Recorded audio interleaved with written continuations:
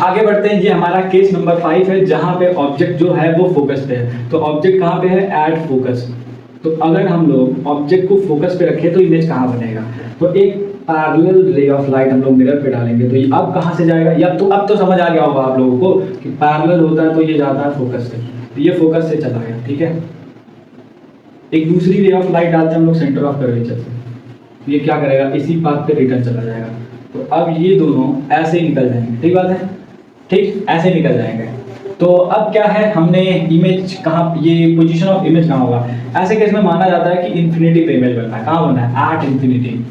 At infinity image बनेगा कहीं infinity पे। और साइज ऑफ इमेज क्या होगा? बहुत ज़्यादा बड़ा होगा, तो हाईली इनलार्ज लिखते हैं इसको, हाईली इनलार्ज, ओके।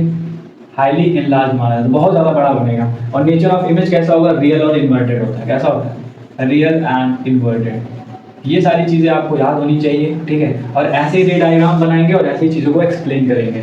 तो अब आप लोग को ये केस फर्स्ट का उल्टा लग रहा होगा। हमने ऑब्जेक्ट जब इन्फिनिटी पे रखा था तो इमेज बन रहा था फोकस पे, और अगर ऑब्जेक्ट को हमने फोकस पे रखा तो इमेज बन रहा है इन्फिनिटी पे, ठीक बात है। एक और